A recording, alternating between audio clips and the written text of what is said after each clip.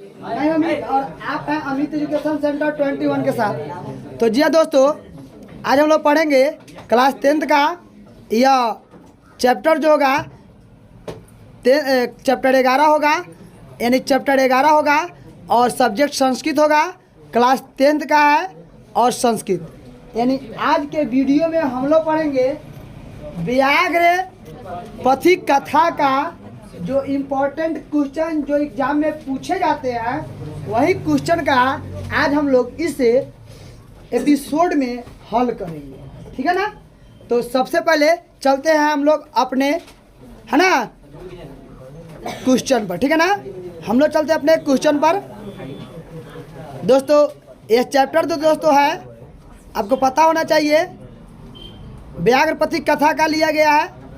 व्याघ्र पथिक कथा से लिया गया है। व्याघ्र मतलब होता है बाघ, पथिक मतलब राही, कथा मतलब कहानी, यानी यह बाघ और राही के बीच का कहानी है। अगर उस चैप्टर को अगर आप नहीं पढ़े हैं तो मेरे इस चैनल पर उस वीडियो का मौखिक कथा कहानी बताया गया है, अगर जाकर आप सुन लेंगे तो आप इस सारे प्रश्न का जवाब आप भी मौखिक दे सकते हैं। तब हम लोग चलते हैं अगले क्वेश्चन की ओर। सबसे पहला क्वेश्चन दोस्तों है, ध्यान से सुनेंगे कि सोने के कंगन को देखकर पथिक ने क्या सोचा। दोस्तों पहला क्वेश्चन है, सोने के कंगन को देखकर पथिक ने क्या सोचा। तो जवाब लिखिएगा, सोने के कंगन को देखकर पथिक ने सोचा कि यह भाग्य से ही संभव है।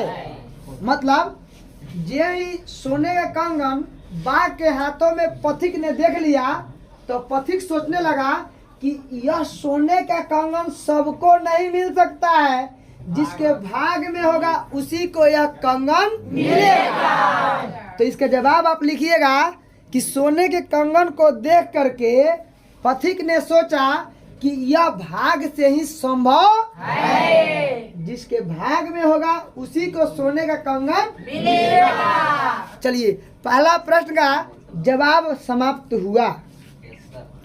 अगले क्वेश्चन के चलते हैं 2 नंबर की ओर। दोस्तों ध्यान देंगे, बाघ के द्वारा पकड़ लिए जाने पर पथिक अपने मन में क्या सोचता है।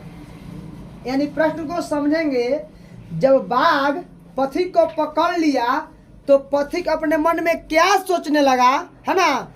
तो पथिक यही सोचने लगा कि हमें लोभ में नहीं पड़ना चाहिए।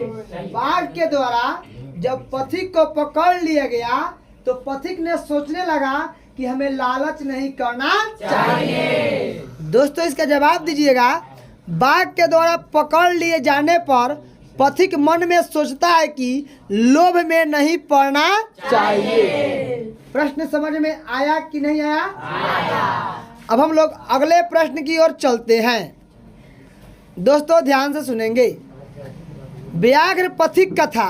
व्याघ्र मतलब बाघ, पथिक मतलब राही, कथा मतलब कहानी। व्याघ्र पथिक कथा में कथा के आधार पर बताएं कि दान किसको देना चाहिए। यानी ये जो बाघ और राही का जो कहानी है, उस कहानी में ये भी बताया गया है कि हमें दान किसको देना चाहिए। तो दोस्तों चलिए हम लोग प्रश्न की ओर चलते हैं। तो दोस्तों दान हमेशा गरीबों को देना चाहिए।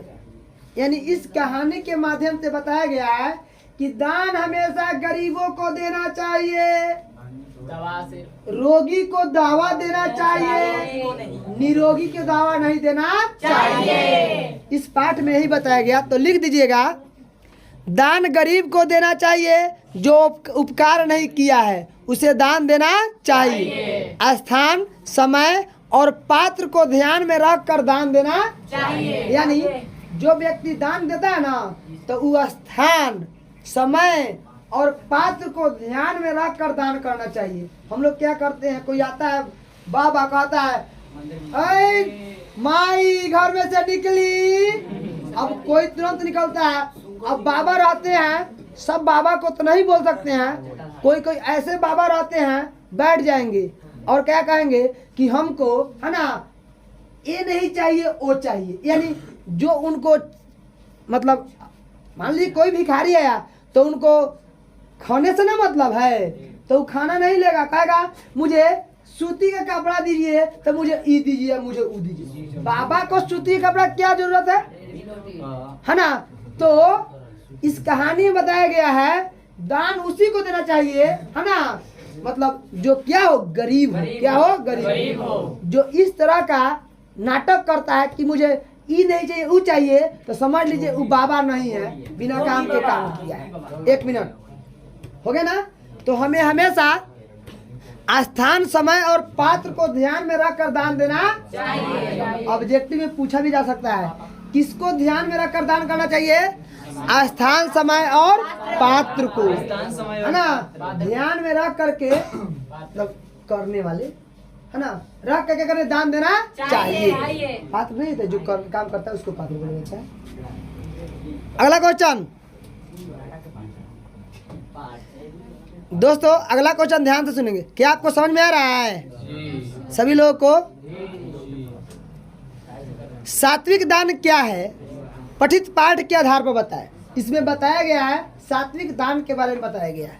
तो लिखिएगा, देश, काल, स्थान एवं पात्र को ध्यान में रख कर दिया गया दान सात्विक दान कहलाता है ना।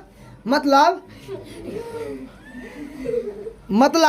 देश, काल, स्थान एवं पात्र को ध्यान में रख करके जो दान देते हैं इसे सात्विक दान कहा जाता है।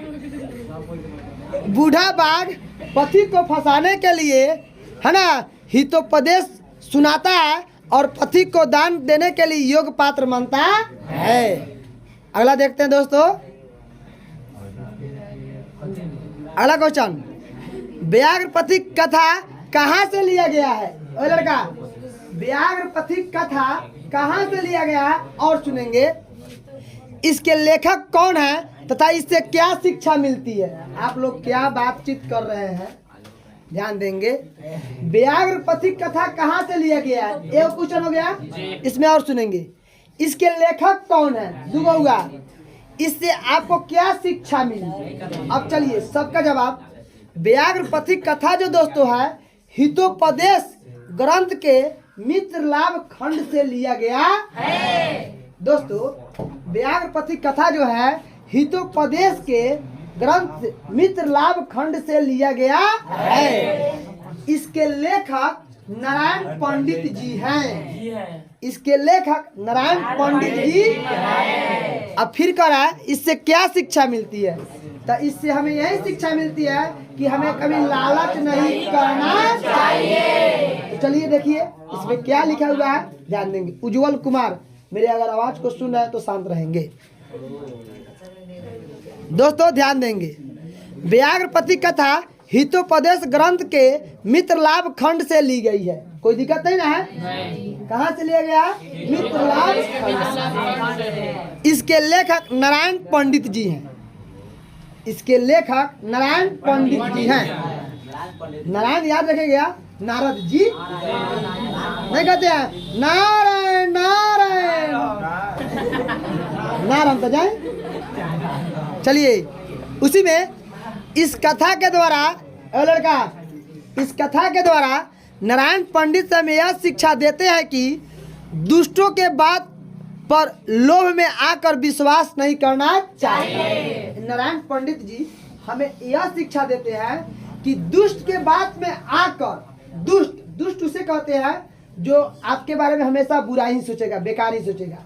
तो नारायण पंडित जी बताते हैं कि दुष्ट के बात में आकर लालच नहीं करना चाहिए या विश्वास नहीं करना चाहिए, सोच समझ कर ही काम करना चाहिए।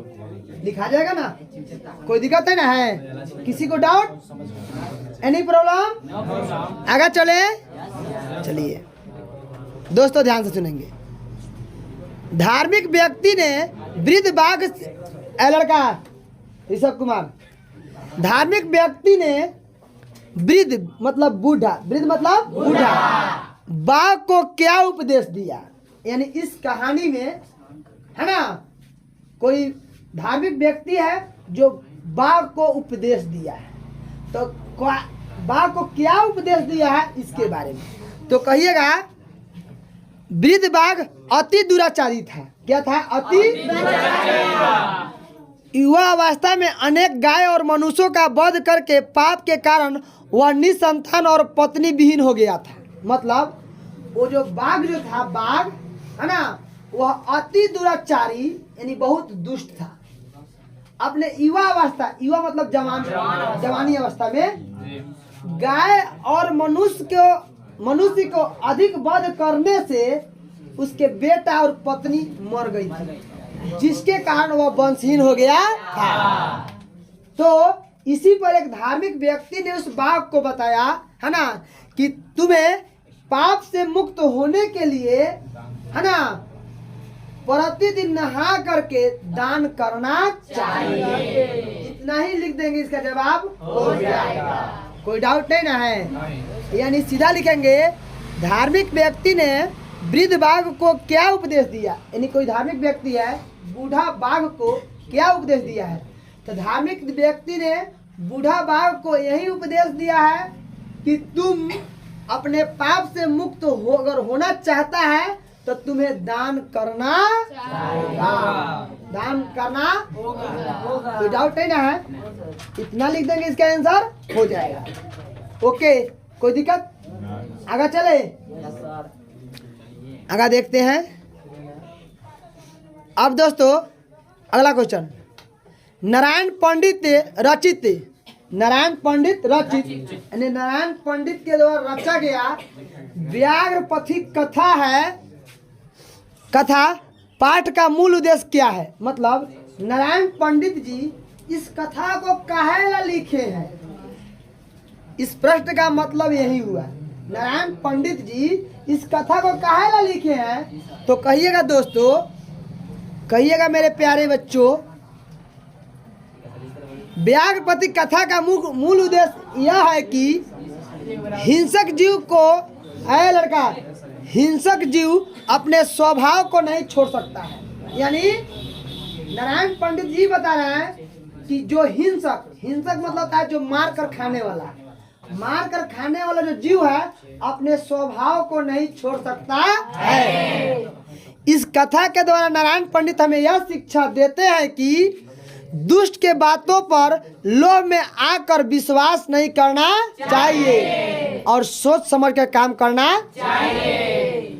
यानी नारायण पंडित जी ये बता रहे हैं, इस कथा के माध्यम से इन लोगों को संदेश देना चाह रहे हैं कि कभी भी अगर हिंसक जीव हो या जंतु हो तो वह अपना स्वभाव नहीं छोड़ता है। स्वभाव का मतलब ये होता है कि अगर हिंसक जीव किसी जीव को मार कर खाने वाला है तो उसका अंत तक, जब तक वो मर नहीं जाता है तब तक वो चाहेगा कि किसी को मारकर हम खा जाए। तो नारायण पंडित जी यही बता रहे हैं कि हिंसक जीव होते हैं वो अपना स्वभाव को नहीं छोड़ते हैं और हमें हमेशा दुष्ट के बातों पर आकर के कभी विश्वास नहीं करना चाहिए, है ना, सोच समझ कर काम करना चाहिए। लिखा जाएगा ना? कोई डाउट, एनी प्रॉब्लम? आगे चले। Yes sir. अगला क्वेश्चन दोस्तों, पथिक के अगला क्वेश्चन, पथिक वृद्ध बाघ की बात में क्यों आ गया? जो पथिक जो था, पथिक वह बूढ़ा बाघ के बातों में क्यों आ गया? क्योंकि लालची था। हो गया आंसर। चलिए इसमें क्या लिखा हुआ है देख लेते हैं। अल्लाह का ध्यान सुनेंगे। पथिक ने सोने के कंगन की बात को सुनकर सोचा कि ऐसा भाग्य से ही मिल सकता है। पथिक ने सोने की बात को सुनकर ऐसा सोचा कि यह भाग्य से ही मिल सकता है। पथिक लालच के कारण ही वृद्ध बाघ के बातों में आ गया। पथिक जो था लालची था, अपने लोभ के कारण ही उसके बातों में क्या हो गया? आ गया। कोई दिक्कत नहीं ना है? लिखा जाएगा ना? किसी को दिक्कत? एक बार और बता दे। क्वेश्चन कर रहा है कि पथिक बूढ़े बाघ की बात में क्यों आ गया? तो कहिएगा पथिक बूढ़े बाघ की बात में इसलिए आ गया, पथिक ने सोचा ऐसा सोना भाग्य से ही मिलता है, ऐसा सोना भाग्य से ही है ना मिलता है। पथिक लालच के कारण ही बाघ के बातों में आ गया। कोई दिक्कत आया समझ में? लिखा जाएगा ना। अगले क्वेश्चन की ओर चलते हैं। दोस्तों ध्यान से सुनेंगे। चलिए, ओ लड़का, व्याघ्र पथिक कथा, व्याघ्र पथिक कथा पाठ का 5 वाक्य में परिचय दे। यानी आप अगर इस व्याघ्र पथिक कथा को सुने हैं या पढ़े हैं या समझे हैं तो उसी में से कथा में से 5 लाइन लिख देंगे तो इसका जवाब हो जाएगा। अब आपको सीरियल बाय सीरियल लिखना होगा। अभी थोड़ा लिख देंगे, पहले लिख देंगे ऐसे कि बाघ आया पथिक को मार के खा गया, फिर सोने कंगन दिए, ऐसे गलत हो जाएगा। पहले ये लिखना होगा कि बाघ जो था नहा करके एक हाथ में कुश लेकर के तालाब के तट पर बैठ करके और राही को पथिक को सारे पथिक को चिल्ला रहा था कि ऐ पथिक आओ सोने कंगन लेकर के जाओ। यानी अगर आप इस कहानी को सुने होंगे तो अगर ऊपर से लिख देंगे 5 लाइन में इसका जवाब हो जाएगा। कोई डाउट? तो चलिए इसको समझते हैं। यह कथा नारायण पंडित रचित प्रसिद्ध नीति कथा ग्रंथ हितोपदेश के प्रथम भाग मित्र लाभ से लिया गया है। यह संकलित है, मतलब पहले लिख दीजिएगा। यह जो कथा जो है नारायण पंडित के द्वारा लिखा गया है और है ना नीति ग्रंथ के हितोपदेश के प्रथम भाग मित्र खंड से लिया गया है। इतना मित्र लाभ है ना से लिया गया है। इस कथा में लोभाविष्ट व्यक्ति की दुर्दशा का निरूपण किया गया है। मतलब इस कथा में लोभी व्यक्ति के बारे में चर्चा किया गया है। कोई दिक्कत नहीं ना है? आज के समाज में छल और उद्यम के वातावरण विद्यमान है। आज के जो समाज है लोग छल कपट करके लोग दूसरे को क्या कर लेते हैं, अपने जाल में क्या कर लेते हैं, फंसा लेते हैं।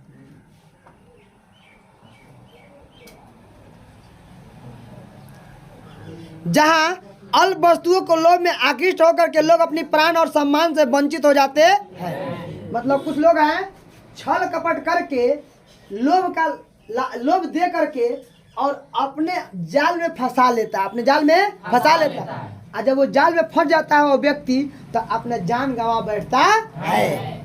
एक बाघ की चाल में है ना जाल में फंसकर एक लोभी पथिक के द्वारा मारा गया है। मतलब एक बाघ के जाल में फंसकर, बाघ के चाल में फंसकर एक लोभी व्यक्ति जो है अपना जान दे दिया। जान दे दिया। मतलब नारायण पंडित जी बता रहे हैं इस कहानी के माध्यम से कि आज के समय में बहुत ऐसे छल कपट वाले लोग हैं जो थोड़ा मोड़ा लालच दे करके लोगों को अपने जाल में फंसा लेते हैं और फंसाने के बाद में वे लोग है ना उस लालच के चलते अपना जान दे देते हैं। जैसे कि इस कहानी में बाघ के द्वारा बताया गया। कोई दिक्कत? दिखा जाएगा ना। अगले क्वेश्चन की ओर चलते हैं। दोस्तों, बूढ़ा बाघ ने पथिक को फंसाने के लिए किस तरह का भेष रचा? वो जो बूढ़ा बाघ था पथिक को अपने जाल में फंसाने के लिए कौन भेष बनाया इसके बारे में बताना है। तो लिखिएगा, बूढ़ा बाघ ने पथिक को फंसाने के लिए एक धार्मिक भेष रचा। धार्मिक का मतलब होता है बहुत धर्मात्मा लग रहा था कि वह बाघ कितना शास्त्र पढ़ करके गुणवान यानी ज्ञानवान हो गया है।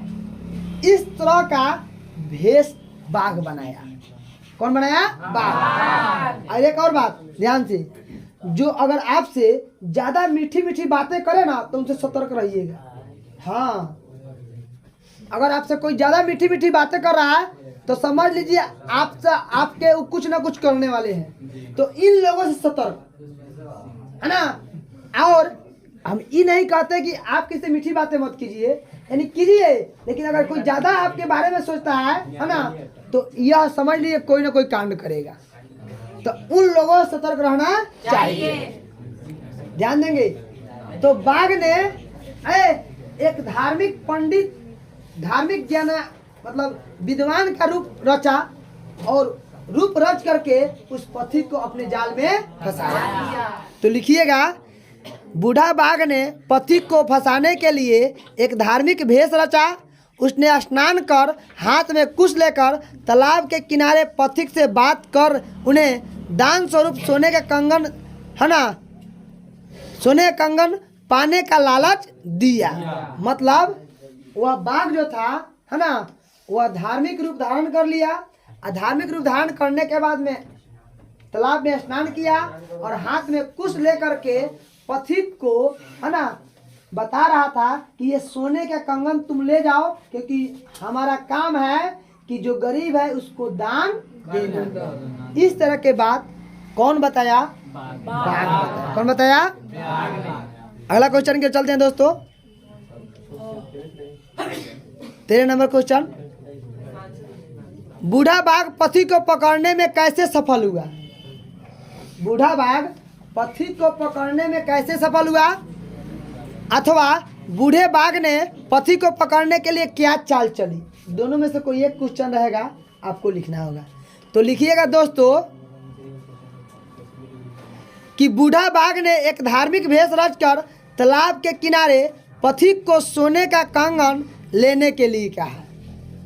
सोने का कंगन लेने के लिए कहा। उस तालाब में जिस तालाब के पास बैठा था, उस तालाब में अधिकाधिक कीचड़, अधिकाधिक का मतलब बहुत ज्यादा मात्रा में कीचड़ था, पाक था। क्या था? एक लोभी पथिक उसकी बात में आ गया। बाघ ने लोभी पथिक को स्वर्ण कंगन लेने से पहले तालाब में स्नान करने के लिए कहा। उस बाघ की बात पर विश्वास कर जब वह पथिक तालाब में घुसा तो अधिकाधिक कीचड़ में धंस गया और बाघ ने उसे पकड़ लिया। मतलब इस प्रश्न का मतलब ही समझ लेंगे, है ना, कि बूढ़ा बाघ पथिक को कैसे पकड़ने में सफल हुआ। तो कहिएगा कि बूढ़ा बाघ हाथ में कुश लेकर के तालाब के निकट बैठ गया। जिस तालाब के निकट बैठा था उस तालाब में अधिक से अधिक कीचड़ था, अधिक से अधिक कीचड़ था। जो पथिक इसके बातों में आ गया था उस पथिक को बोला कि पहले आप स्नान कीजिए, स्नान करने के बाद में सोने का कंगन ग्रहण कीजिएगा। वह पथिक सोने के कंगन ग्रहण करने के लिए तालाब में जो ही नहाने गया वह कीचड़ में फंस गया, जिसके कारण बाघ पकड़ने में सफल हो गया। अब पकड़ करके भक्षण कर गया। क्या कर गया? खा गया। तो दोस्तों इतना आप लोगों ने देख लिया।